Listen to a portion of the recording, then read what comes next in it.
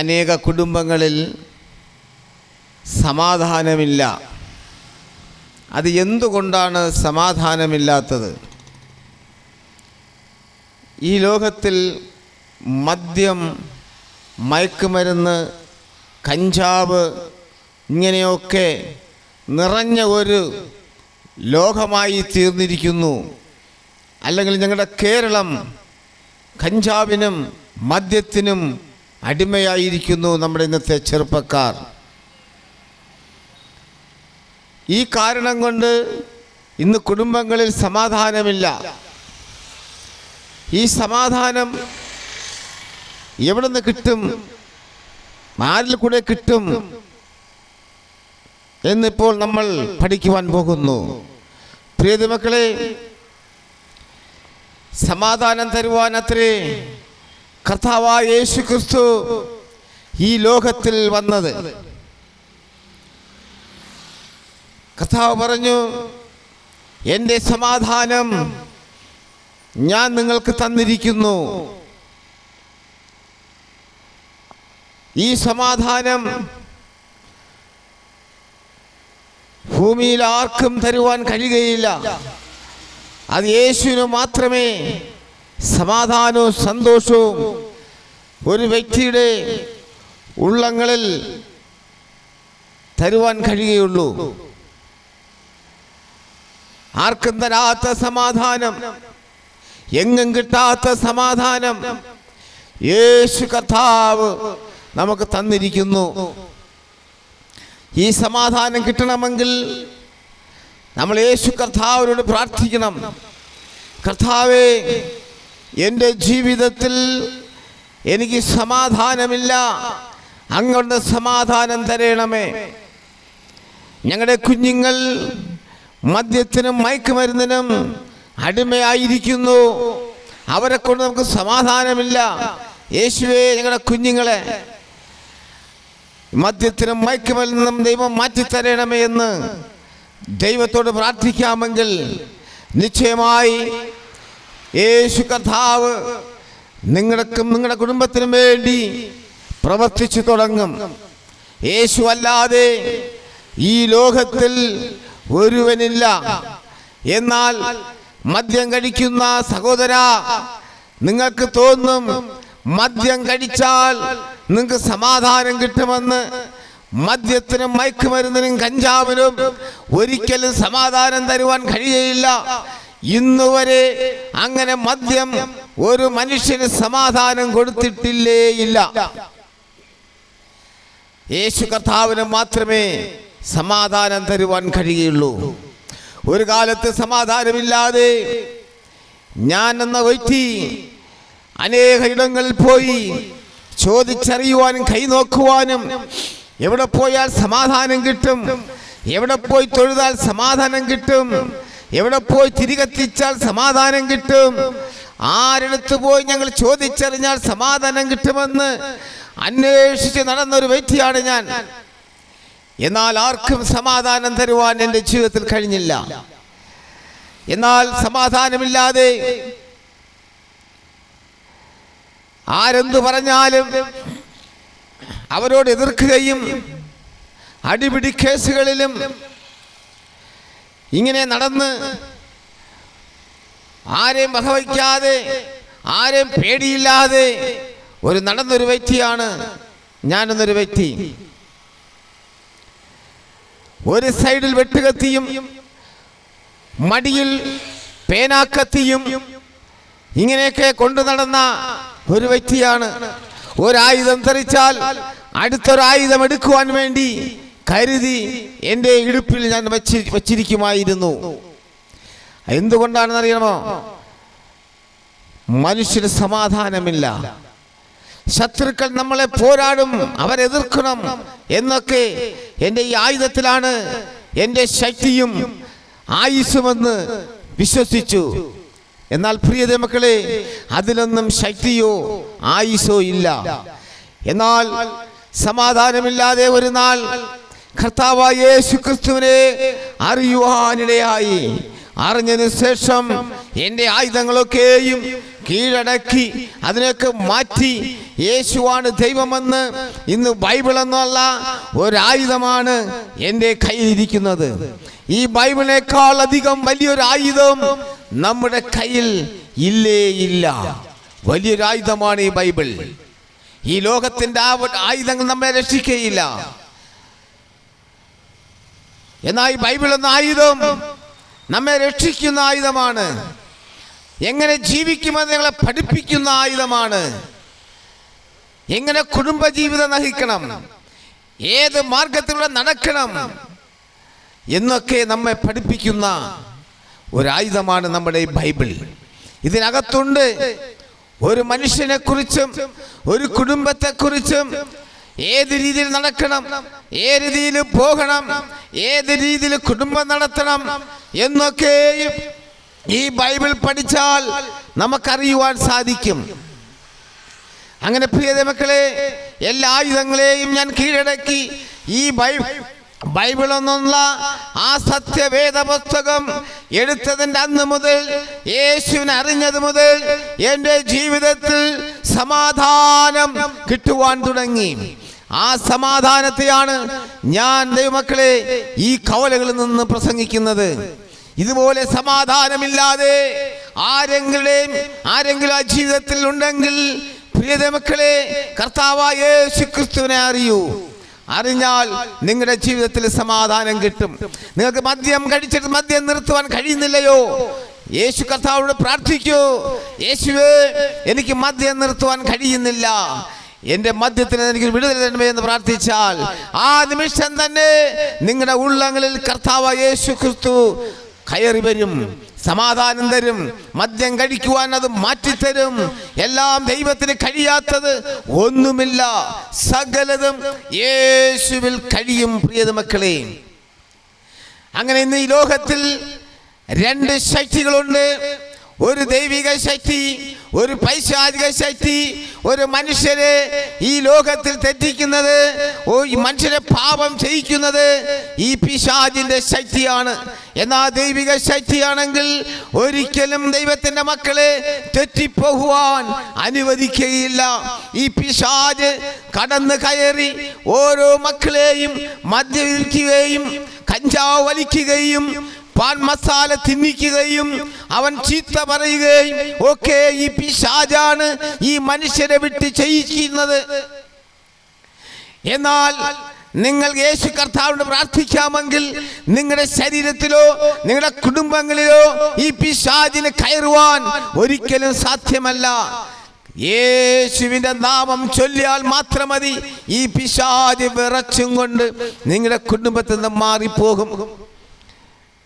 അതുകൊണ്ട് പ്രിയ മക്കളെ, കർത്താവായ യേശു ക്രിസ്തുവിൽ നിങ്ങൾ തിരിഞ്ഞു വരിക, മാനസാന്തരപ്പെടുക.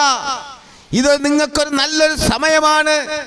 യേശു കർത്താവ് ഈ ലോകത്തിൽ നിന്ന് പോയതുപോലെ വേഗത്തിൽ ഇതാ വരുവാൻ പോകുന്നു. ആ കർത്താവ് വരുന്നതിന് മുമ്പ് മാനസാന്തരപ്പെട്ടാൽ നിങ്ങൾക്കിന്ന് മാനസാന്തരപ്പെടാം.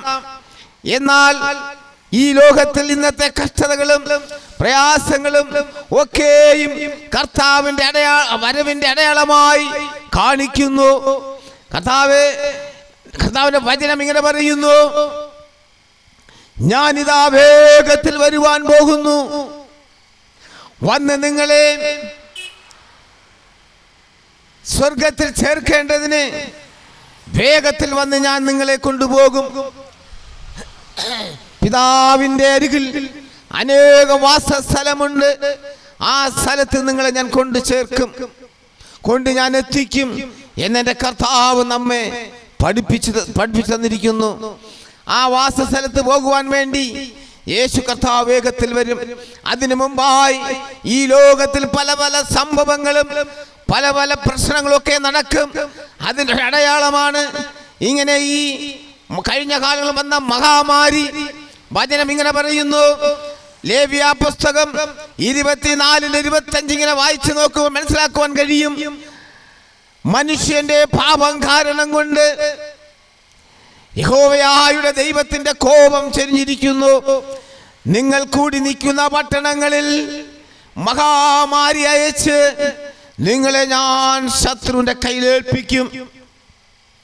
മൂന്നിലൊരു ഭാഗം മഹാമാരി വന്ന് മനുഷ്യൻ മരിച്ചു പോകും. എന്നാൽ ഈ മഹാമാരി വന്നുവെങ്കിൽ, ഈ തിരുവചനത്തിലുള്ളതുപോലെ വന്നുവെങ്കിൽ, ഇനി അടുത്തതാ വരുവാൻ പോകുന്ന സംഭവം ക്ഷാമം, പട്ടിണി കിടന്ന് മനുഷ്യനെ തന്നെ പിടിച്ചു തിന്നുന്ന കാലം. വിശപ്പ് സഹിക്കുവാൻ കഴിയില്ല. ആരോഗ്യമുള്ള മനുഷ്യർ ആരോഗ്യമില്ലാത്ത മനുഷ്യനെ പിടിച്ചു തിന്നും. മൂന്നാമത് സമാധാനം ഈ ലോകത്ത് നിന്ന് മനുഷ്യനിൽ നിന്ന് എടുത്തു കളയും. സമാധാനമില്ലാതെ മനുഷ്യനെ തന്നെ വെട്ടി നുറുക്കി രക്തക്കളമായി തീരും. ഏത് കവലകൾ നോക്കിയാലും, ഏത് ഭവനങ്ങളിൽ നോക്കിയാലും, ഏത് ഗ്രാമങ്ങളിൽ നോക്കിയാലും രക്തക്കളം. മനുഷ്യന് സമാധാനമില്ല. പ്രിയ മക്കളെ, ഭൂകമ്പം, ഭൂമികുലുക്കം, ഉരുൾപൊട്ടൽ, ഇങ്ങനെയൊക്കെ ഇനി ഇതിനേക്കാൾ വലുതായി സംഭവിക്കുവാൻ പോകുന്നു. മഹാമാരി വന്നു എങ്കിൽ ഇതുമൊക്കെയും തിരുവചനം പറഞ്ഞിരിക്കുന്നത് പോലെ വരും, നിശ്ചയമാണ്. അതിനു മുമ്പേ നമുക്ക് കർത്താവായ യേശുക്രിസ്തുവിനെ അറിയാം. കർത്താവ് യേശുക്രിസ്തു അതിനു മുമ്പായി ഈ ലോകത്തിൽ ഒരു ചക്രവർത്തി ഭരിക്കും, ഒരു രാജാവ് ഭരിക്കും. ആ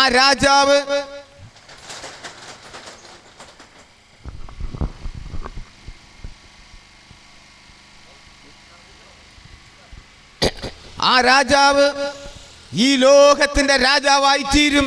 പിന്നെ ഈ ലോകത്തിൽ മന്ത്രിമാരോ പ്രസിഡന്റുമാരോ ഈ ലോകത്തിൽ ഉണ്ടാകുകയില്ല. ആ ചക്രവർത്തി ഭരിക്കും. ആ ചക്രവർത്തി വന്ന ഉടനെ 666 എന്നുള്ള ഒരു ചിപ്പ് ഇറക്കും. ആ ചിപ്പ് വലം കൈയിലോ നെറ്റിയിലോ പതിക്കുന്നവർക്ക് മാത്രമേ സാധനങ്ങൾ വാങ്ങുവാനും വിൽക്കുവാനും സാധിക്കുകയുള്ളൂ. ആ ചക്രവർത്തിയുടെ ആ കാലത്ത് ഭയങ്കരമായ പീഡനങ്ങളും ഭയങ്കരമായ പ്രശ്നങ്ങളൊക്കെയും എന്നും കൊലയും ഒക്കെ നടന്നുകൊണ്ടിരിക്കും. മനുഷ്യ സമാധാനം ഉണ്ടാകുകയില്ല. വിശപ്പ് തീരെ ആഹാരം കഴിക്കുവാൻ കിട്ടുകയില്ല. ദാഹം തീരെ വെള്ളം കുടിക്കുവാൻ കിട്ടുകയില്ല. കുളിക്കുവാനോ വസ്ത്രം നനയ്ക്കുവാനോ വെള്ളം കിട്ടുകയില്ല. അങ്ങനെയൊക്കെ ഈ രാജാവിന്റെ കാലത്ത് സംഭവിക്കും. അതിനു മുമ്പ്, ഈ രാജാവ് വരുന്നതിന് മുമ്പ് ദൈവത്തിന്റെ മക്കളെ ദൈവം ഇവിടെ നിന്ന് എടുക്കപ്പെടും. ഇപ്പോൾ മാനസാന്തരപ്പെട്ടാൽ ആ എടുക്കപ്പെടലിൽ നമുക്കും കർത്താവിനോട് ചേരാം. ഇല്ല എങ്കിൽ ഈ ചക്രവർത്തിയുടെ ഈ ഭരണം ഞങ്ങളും ദൈവത്തെ അറിയാത്ത ആ വ്യക്തികളും അനുഭവിക്കേണ്ടി വരും. ദൈവത്തെ അറിഞ്ഞ ഞങ്ങൾ കർത്താവിനോട് ഇവിടെ നിന്ന് എടുക്കപ്പെടും. ഈ ചക്രവർത്തി അവിടെ കാലം കഴിയുമ്പോൾ കർത്താവായ യേശുക്രിസ്തു സ്വർഗത്തിൽ നിന്ന് പോയതുപോലെ തന്നെ യേശു കർത്താവ് ഇറങ്ങി വരും. ഇതാ ഒരു ദൂതൻ വരുന്നു. ആ ദൂതന്റെ കയ്യിൽ പാതാളത്തിന്റെ താക്കോലും പിശാചിനെ പിടിച്ചു കെട്ടുവാനുള്ള ചങ്ങലയുമായി ഇതാ ഒരുവൻ വരുന്നു എന്ന് യോഹന്നാൻ വെളിപ്പെടുത്തിയിരിക്കുന്നു. നിശ്ചയമായ കർത്താവ് വരും. യേശു കർത്താവ് സ്വർഗത്തിൽ നിന്ന് ഭൂമിയിൽ വന്നാലുടനെ പാതാളത്തിന്റെ വാതിൽ തുറന്ന് ഇടത് കൈയിരിക്കുന്ന ചങ്ങല കൊണ്ട് ഈ പിശാചിനെ മൊത്തത്തിൽ പിടിച്ചു കെട്ടി ഈ പാതാളത്തിൽ അടച്ചിടും. അടച്ചിട്ടതിന് ശേഷം 1000 ആണ്ട് 1000 വർഷം യേശു കർത്താവ് ഈ ലോകത്തെ ഭരിക്കും. എന്നാൽ യേശു കർത്താവ് സ്വർഗത്തിന് വരുന്നത് തന്നെ അന്നിരിക്കുന്ന ജനങ്ങൾക്ക് കാണുവാൻ സാധിക്കും. അന്നുള്ള ടിവിയിലും നമ്മുടെ മൊബൈലുകളിലൊക്കെയും കാണുവാൻ സാധിക്കും. യേശു കർത്താവ് വരുമ്പോൾ അത് എല്ലാവർക്കും സന്തോഷമായി ആനന്ദമായി തീരും. പക്ഷേ ഉള്ളം വേദനിക്കുന്നതും വെള്ളം തുടിക്കുന്നത് എപ്പോഴെന്നറിയാമോ? ഈ പിശാചിനെ പിടിച്ചു കെട്ടുന്ന സമയത്ത് അന്ന് ജനത്തിന് മനസ്സിലാകും, അയ്യോ ട്രാക്ട് തന്നിട്ട് ഞങ്ങൾ വാങ്ങിയില്ല, വലിച്ചു കീറിക്കളഞ്ഞു. സുവിശേഷം പറഞ്ഞിട്ട് കേട്ടില്ല, ഞങ്ങൾ അത് മനസ്സിലാക്കുവാൻ സാധിച്ചില്ല. എന്നാൽ ഈ പിശാച് ഞങ്ങളോട് പറഞ്ഞു, ഞാനാണ് ദൈവം, യേശു ദൈവമല്ല എന്ന് നമ്മെ പറഞ്ഞ് വിശ്വസിപ്പിച്ചു. യേശുവേ, ഇന്ന് നമുക്ക് മനസ്സിലായി, യേശുവാണ് ദൈവം, പിശാച് ദൈവമല്ല. ഞാൻ കർത്താവിനെ അറിഞ്ഞിരിക്കുന്നു എന്ന് പറഞ്ഞാൽ അന്ന് യേശു കർത്താവ് മുഖത്തെ തിരിച്ചു കളയും. ഞാൻ നിങ്ങളെ അറിയുന്നില്ല എന്ന് ദൈവം പറയും. അന്ന് പിന്നെ ഒരു മാനസാന്തരമില്ല. ഇപ്പോൾ മാനസാന്തരപ്പെട്ടാൽ യേശുവിനോട് ചേരാം. പ്രിയ മക്കളെ, 1000 ആണ്ട് യേശു കർത്താവ് ലോകത്തെ ഭരിച്ചിട്ട് ഈ പാതാളത്തടച്ചിരിക്കുന്ന ഈ പിശാചിനെ തുറന്നു വിടും. ഈ പിശാചിന് പിന്നെ ആർക്കും പാപം ചെയ്യുവാൻ കഴിയുകയില്ല. ഈ പിശാചിന്റെ ശക്തിയെ ദൈവം കെടുത്തു കളയും. ഈ പിശാച് പിന്നെ ഒരു ശക്തിയില്ലാത്തവനായി ഈ ലോകത്തിൽ അലിഞ്ഞു തിരിഞ്ഞു നടക്കും. കർത്താവ് ഈ ലോകത്തിൽ നിന്ന് സ്വർഗത്തിലേക്ക് വീണ്ടും പോയി ഈ ലോകത്തെ നശിപ്പിക്കുവാനിരിക്കുന്ന ഈ തീക്കട്ടകൾ ഈ ലോകത്ത് പറക്കിയിട്ട് ഈ ലോകം നശിച്ചു പോകും. ഈ ലോകം തീക്കായി സൂക്ഷിച്ചിരിക്കുന്നു. ആ തീക്കട്ട കൊണ്ട് ഈ ലോകം കത്തി നശിക്കും. ഈ ലോകം കത്തി നശിച്ചതിന് ശേഷം ഈ ലോകം ഒരു ശൂന്യമാകും, ശുദ്ധമാകും, പാപമില്ലാത്ത ലോകമായി തീരും. അതിനുശേഷം ന്യായവിധി, സ്വർഗത്തിലൊരു ന്യായവിധി ഉണ്ട്. ആ